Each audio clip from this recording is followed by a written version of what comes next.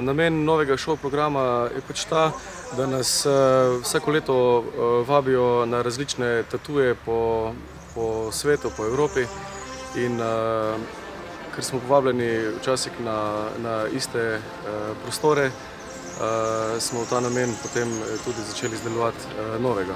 In en izmed razlogov je tudi ta, ker smo ta star šov program delali že 15 let in smo si želeli osvežiti zadevo.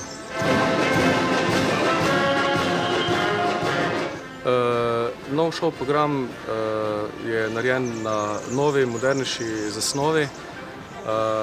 Šov program, ki ga bomo izvajali sedaj, vključuje not like, kot so Triglav, se pravi simbole Slovenije. Med temi liki bomo tudi naredili simbol SLO, se pravi napis SLO. Uporabili bomo glasbo Zlatorog, skladbo Moja dežela, ki jo verjetno gledalci in poslušalci poznajo iz reklame in ob njej podoživijo stare dobre čase.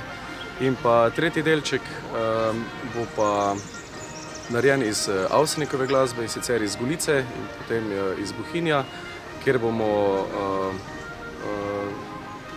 dali not plesne korake, kot so swing in pa samba. Zaključek šov programa, ko bomo odkorakali iz prizorišča, bo pa narejen tako, da bomo vzeli posamezno koračnico oziroma nek hit iz države, kam bomo šli, in potem bomo tisto zaigrali in potem odkorakali s tega. V novem šov programu ne bo samo uniforma Slovenske vojske, ampak bo prisotna tudi naša slovenska narodna noša.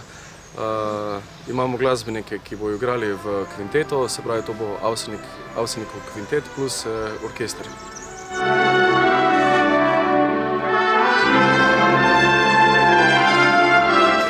Od začetka je bilo zelo naporno.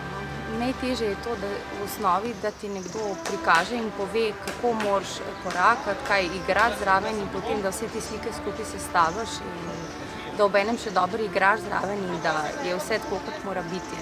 Potem vsak teden je lažje, vsak dan je boljši. Torej tudi glasbeniki potrebujete fizično kondicijo, kot ostali vojaki? Tako je, tudi glasbeniki potrebujemo fizično kondicijo, tako da veliko tečemo, zato da so stvar lažje prenesemo.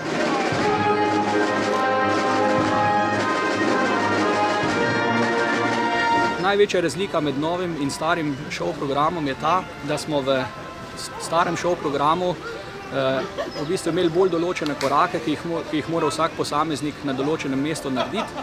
Tukaj gre pa bolj za uprizarjanje določenih simbolov, ki predstavljajo Slovenijo, in vsak glasbenik ve, na katerem mestu mora biti na določenem kraju, da lahko sestavimo določene figure, kot so Triglav in podobne. Razlika je bila tudi ta, da je mogoče tisti stari šov bil malenkost bolj dinamičen, smo se med igranjem nenehno premikali, medtem ko tukaj je na določenih delih tudi malo statičen in se potem samo prestavimo v tisti simbol, ki je takrat na vrsti.